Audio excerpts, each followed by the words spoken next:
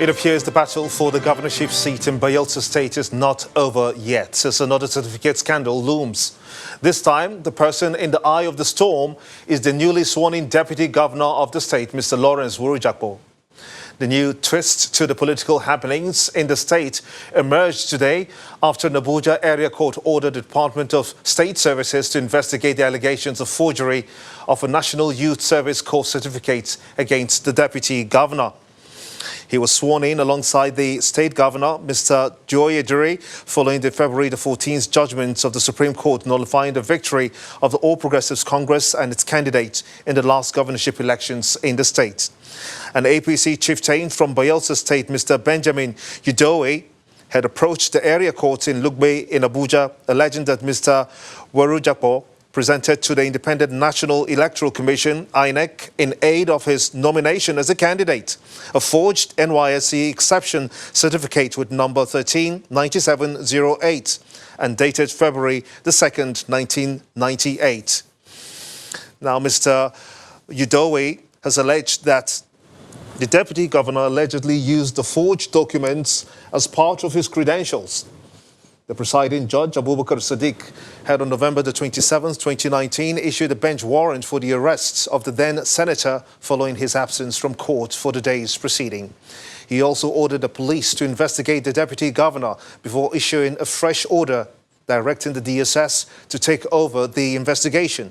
Meanwhile, the embattled deputy governor refused to make any comments on the issue, saying that he reserves, of course, his comments until the completion of findings by the DSS.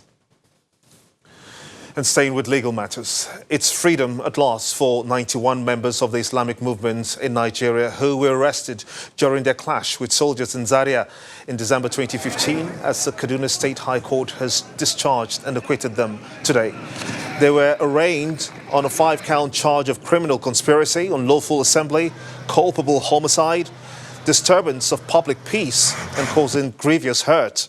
The presiding judge, Justice Hajjaratu Gwada, struck out all the charges filed against the IMN members due to the failure of the prosecutor to provide the allegations levelled against them and the defendants. The defence counsel had filed a no-case submission before the court on the grounds that his clients were innocent and that the state failed to prove its allegations against the defendants beyond reasonable doubt. In all of the independent charges that were brought against the defendants, the prosecution had failed to prove its case. It may interest you to note that just like in the other two cases that were thrown out earlier that I mentioned, the state, for example, brought the defendants, 91 of them, to court and suggested that they had killed one Corporal Kaduna. Under cross-examination, when I cross-examined one of the witnesses that they brought, particularly the chief investigating police officer, he actually stated in evidence that the army had suggested that they were the ones that mistakenly killed Kaduna. It is in evidence before the court. The army actually stated to him that they were the ones that mistakenly killed Kaduna. But here they were presenting persons before the court and charging them for an offense which they knew, obviously, these persons did not commit. We are not happy with the part my lord said that we have not presented any legally admissible evidence before the court. That is the part that hurt us the most. This trial lasted from 2016 to date. Like I said, senior military officers, senior police officers, senior pathologists testified before the court. Senior ballistician from Lagos testified. And the court said we've not presented the legally admissible evidence.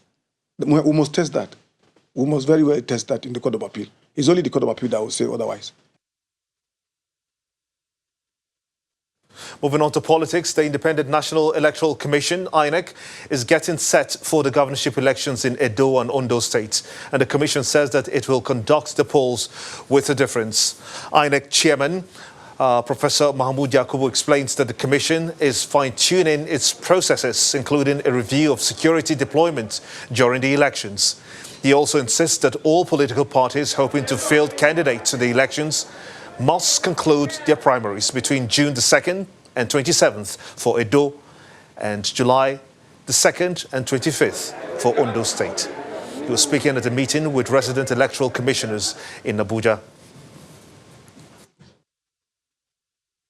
The end of tenure governorship elections in Edo and Ondo are holding next year. Given recent experience with some governorship elections, political parties need to do more to avoid the conduct of acrimonious primaries or failure to observe due diligence in the screening of their candidates, resulting in protracted litigations and eventual determination of the outcome of elections by orders of court.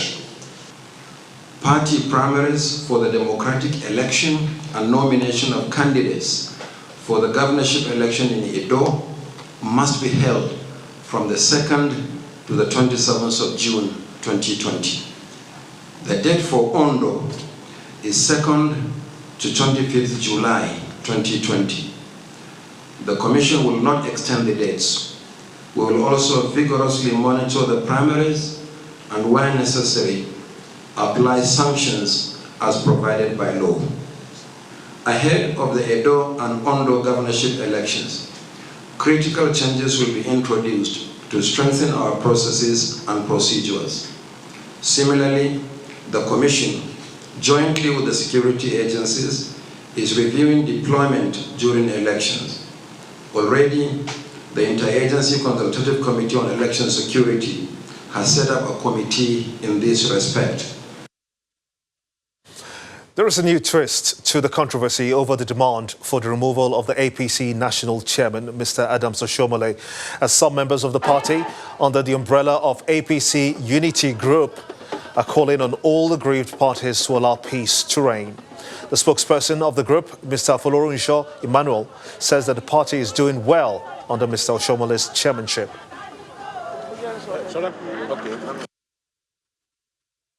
Today we are here to first and foremost say that we are coming from somewhere and we are going somewhere.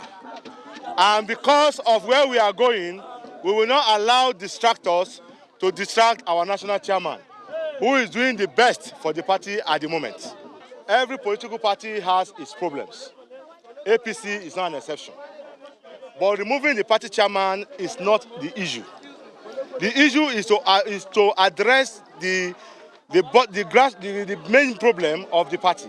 And that one is the party issue, which the party has already started by instituting a committee, a National Reconciliation Committee headed by Chief Bisi Akande, who are working at the moment. Again, the national chairman of our party, who is our comrade Adams Oshiomhole, is a man that believes in discipline. Our party is the most disciplined party in Nigeria today. The reason is that the president of Nigeria, President Muhammadu Buhari, has stayed off he's not meddling with the issues of the party. So it is difficult for anybody to come and meddle with the issue of the party. President Muhammadu Buhari says that reopening Nigeria's land borders to goods from neighboring countries will be determined by the report from the tripartite committee comprising the governments of Nigeria, Benin and Niger Republic. The president, it's this picture up there, it's closely on your screen, said this at a meeting with the president of Burkina Faso, Christian Kabore, who paid him a visit at the State House in Abuja today. President Kabore is the chairman of the ECOWAS committee mandated to resolve the issues of the border closure. And he says that many of the challenges which led to the closure by Nigeria have been discussed and pleaded with President Muhammadu Buhari to reconsider his position. At the end of the meeting, the Minister of Foreign Affairs, Mr. Jeffrey Oyema, says that while President Buhari is mindful of the concerns of neighboring countries as regards the ECOWAS free movement protocol, the borders were closed for security reasons. But there are hopes for solutions soon. So the president was also looking at the possibility of interim measure of allowing perishable products, goods, to come in immediately, to start coming in. And well, essentially, Mr. President, pointed out that, we have first certain challenges, certain reasons why these borders were closed.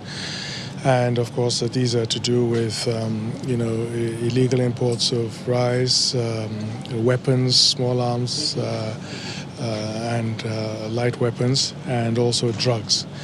These are a major threat and a major challenge, and this has to also be put against, and you have to balance, the security interests of a country, and also the ECOWAS protocol on free movement. And Mr. President said that the stage at which we're at the moment is that there's been a joint border patrol mechanism that has been put in place to address these issues between Niger, Benin, and Nigeria. And that he's awaiting a report. They've carried out a comprehensive assessment. They want to look at how these joint patrols are functioning and how effective they are.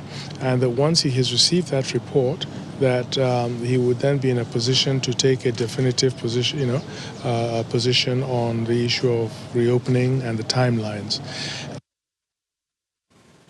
There are reports of a terror attack in Garkida community in Gombe, local government area of Adamawa State, by suspected Boko Haram terrorists. Some residents of the community told Channels Television that the insurgents exchanged gunfire with local vigilante and security operatives in the heart of the town. The police have also confirmed the attack, and with an assurance that more security operatives have been drafted to the border area of the community to prevent the insurgents from gaining access. In spite of the challenges Nigerian troops are currently facing, the Chief of Army Staff, Lieutenant General Tukur Buratai, that's his big picture there, is expressing confidence in his men to fight the war to finish. The Chief of Army Staff, in a letter to the commanders and officers serving in Operation Lavia Dole, commended them for their gallantry, courage and patriotism, which, according to him, led to the decimation of the leadership and ranks of the terror group. In the letter, General Buratai said, "I am more confident now than ever before with your current robust posture that will end the Boko Haram threat and ISWAP menace in no distant time." He also reminded the troops that they have done it before and they will do it again without any foreign troops around.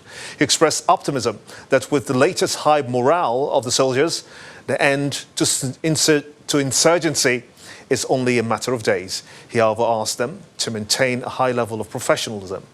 The army boss also promised to provide everything the troops need for them to do more.